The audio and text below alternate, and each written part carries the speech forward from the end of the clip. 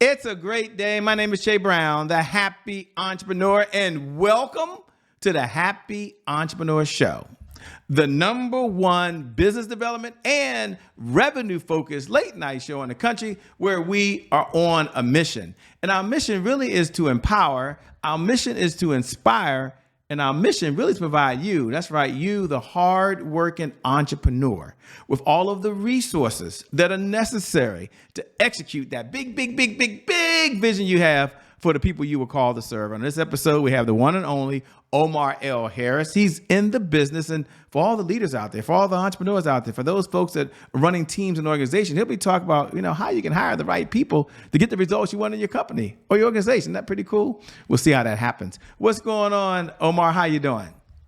Shay, feeling really good. Very happy to be with you today. Thanks for being here, and shout out to Dr. Pam Perry for connecting us with an amazing collaborator she is. Before we get into how famous you are, folks already have your bio. They'll read how great and all your wonderful accomplishments.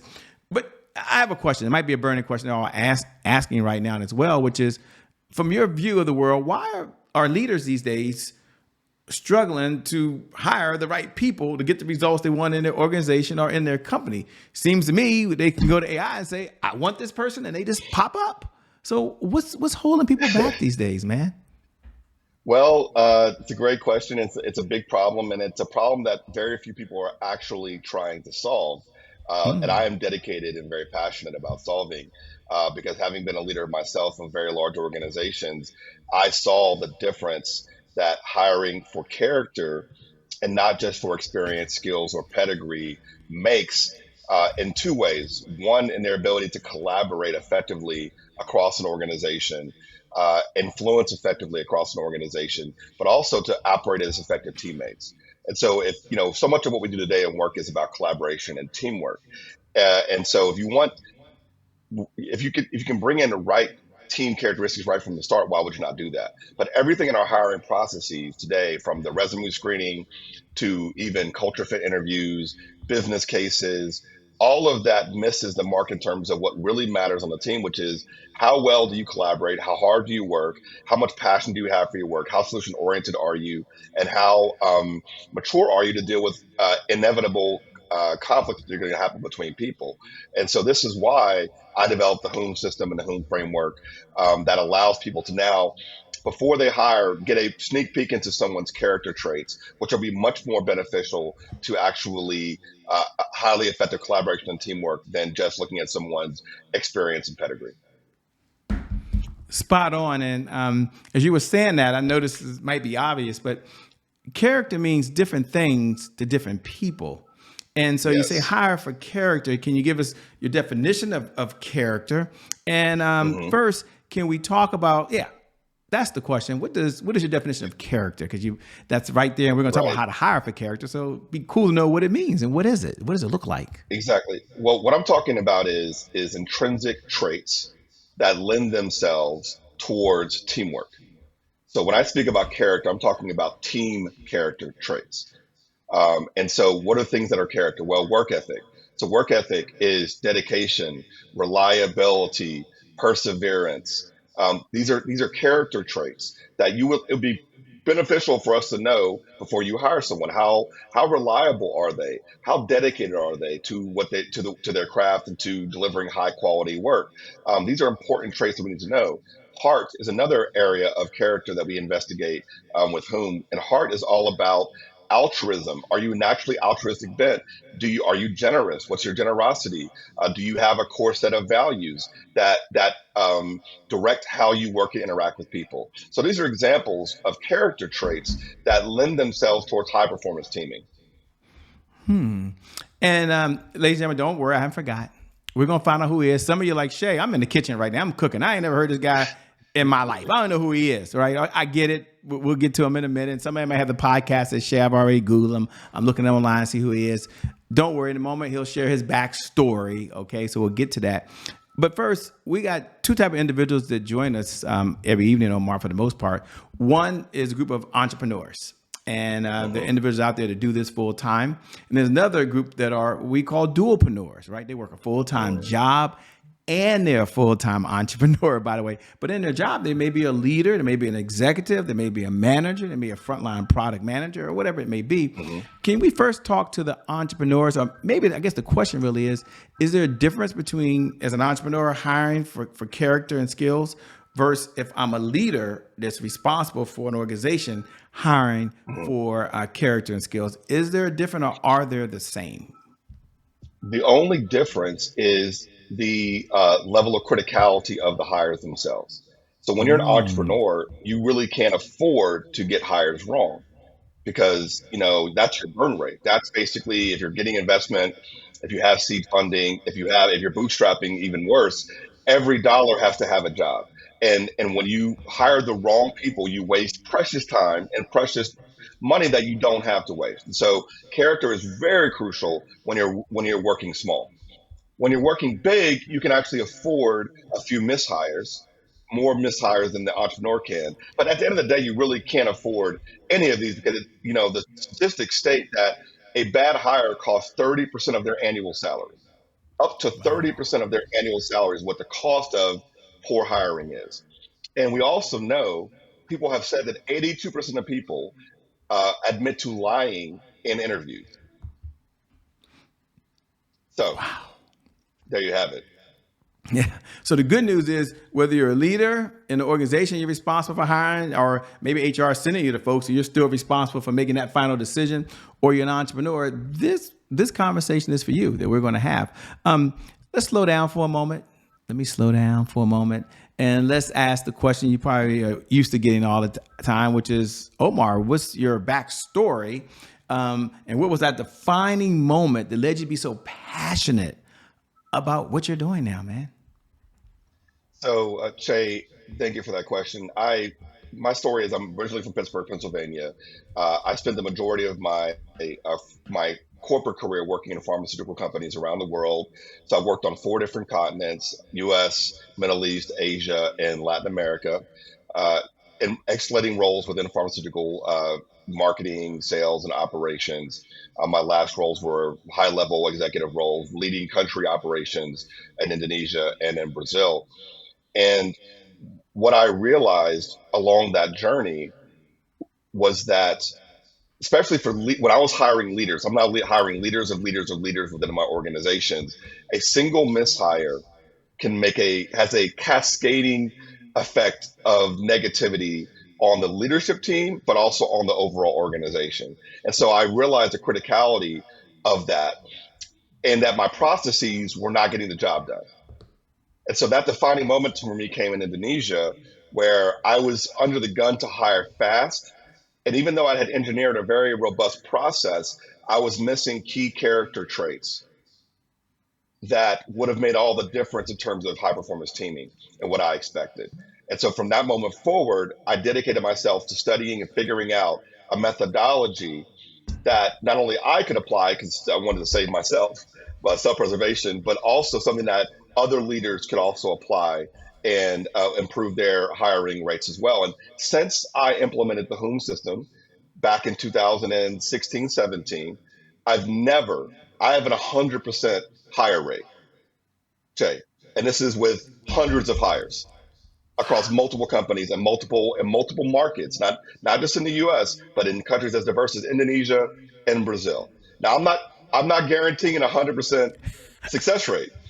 I'm just saying that what I have seen is an 100% success rate in my own practice, utilizing the tools that we're talking about today.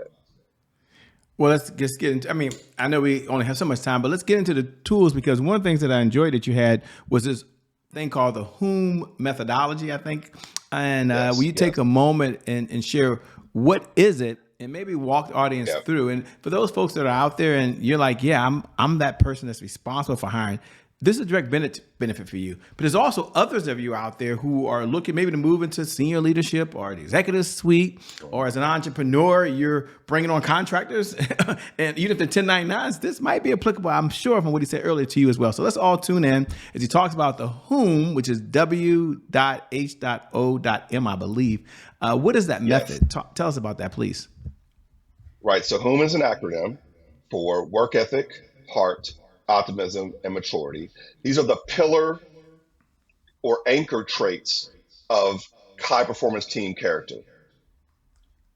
As I mentioned earlier, work ethic and heart, I gave some examples of the subcategory, but there's 22 subcategories of character traits within this whom dynamic. What people will do is take a psychometric assessment, which takes about 45 minutes. That psychometric assessment will spit out where they are, their superpowers. So basically, their highly indexed areas within work ethic, heart, optimism, and maturity. And then also give you their everyday strengths and growth edges, opportunities to improve. That's what the individual gets from taking the psychometric assessment. What you get as the hiring manager is a signal, a risk assessment signal on character risks. So, for example, if someone was under indexed on self awareness and under indexed on values, right? I will tell you that character signal in the assessment. So you might not want to proceed with that person who's under indexing on self awareness and values, right? And so we've calibrated the system to tell you who the low risk hires are and who the higher risk hires are. You can do what you wish with that information, and then that flows into a 16 question behavioral interview assessment that will allow the person, in their own words, to explain and articulate their whom back to you. Between the psychometric assessment and the behavioral interview framework, when used together, that's where you see that extremely high success rate in terms of people. And what I define success as people who will stay with your organization for up to 2 years and or be promoted within their first 2 years on the job. That's what I'm offering with whom.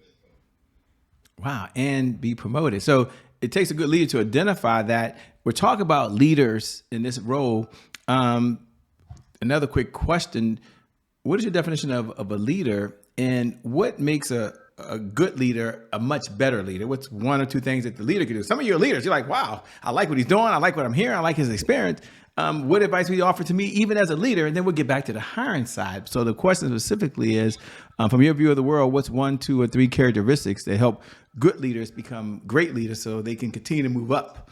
Is there on the other side being interviewed? The number one attribute of an effective leader today is low ego, low self-orientation. The lower your self-orientation and the higher your other orientation, the better leader you're going to be, because leadership is nothing but influencing towards positive outcomes. So when you want to influence towards positive outcomes, who are you influencing? The other. So you have to be other oriented. The more self-orientation you bring, the more ego you bring into your role of leadership, the more you define yourself, your own ego as a leader, is the less effective you're going to be in terms of building high trust, high performing teams. And what I enjoy most, and you guys see his bio below, is that yes, while that is one of his hearts is make sure you hire the right people, he's also on a mission to disrupt the old way of doing things. And I don't know if there's an old way, because every day it seems like things are changing, right? And today is the new way. Yesterday is the old way. But let's take a moment. Let me get serious for a moment. Let's take a moment. You talk about high performing teams. And as an entrepreneur myself, I always want to create a high performing team. It takes with hiring the right folks. Are there any other characteristics that we should look for as we're trying to bring unity? And team is such a big word, like the whole organization can be a team. But let's talk about the person that maybe has 5 or 10 folks. I know some of you have large organizations, and I haven't come back and talked about that. But for the other person that's got 5 or 10 folks that they're responsible for, they want to develop and help them grow, but they want a cohesive team. What's a bit of advice that you would offer them? Maybe 1 or 2 ideas you would share with that person that's watching now. Yeah, so I think, high performance teams, they do a couple of things really, really well. First of all, they have high trust. And by high trust, it means they can be vulnerable with each other. They can admit mistakes to each other. And so that vulnerability allows for learning and space for a lower ego amongst ourselves, which is what we want. Now we can have productive conflict. And so disagreement, misalignment, and misunderstanding we think of these as negative words, but on a high performing team, you actually want disagreement, misalignment, misunderstanding, because that's where you have productive conflict. And that productive conflict will lead you to higher levels of commitment, higher degrees of accountability, which ultimately will deliver the results that you're looking for.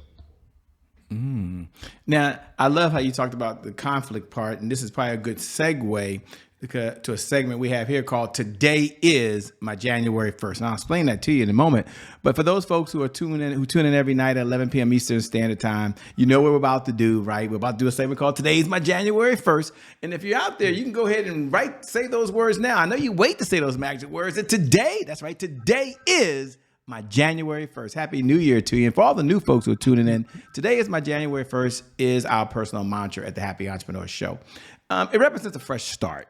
It represents a do-over. It means our past, no matter how dark and gloomy that past is or how bright and sunny that past is back there, the past no longer really equals the future. And so my question for Omar on the other side is really twofold. Maybe he's had a perfect life. I don't know. We'll figure this out. So far it has been. But was there ever a time where there was a setback, where there was a challenge in your career?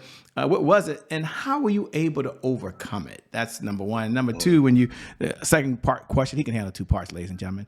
But when you hear those words, today is my January 1st, what goes through your mind? What do you hear? So on to the second part first. I think Sure. that when I hear today is my January 1st, what I think of is that, one of my mantras is that we manifest the future in the habits of today. We manifest the future in the habits of today. So if you want to predict the future, look at what you're doing right now. Look at how you're spending your time. Look at how much time you're spending scrolling TikTok and Instagram versus actually building towards your dreams and doing something to produce that outcome that you're looking for. And so, I actually live that every day is my January 1st. Every day I'm recommitting to building the future that I'm looking forward to because of my, kind of my personal setback story, which is, early in my career, it really was all about me. Like I brought a lot of self-orientation into my work because I, wanted to succeed very quickly in my job. I remember early career, I had very ambitious goals for myself to be a director of marketing by a certain period of time and be a senior director by a certain period of time, be a VP by a certain age. And these are all self-oriented things that I realized very quickly were not serving me or serving the people that I was working for because I was actually burning myself out. I was giving myself panic attacks.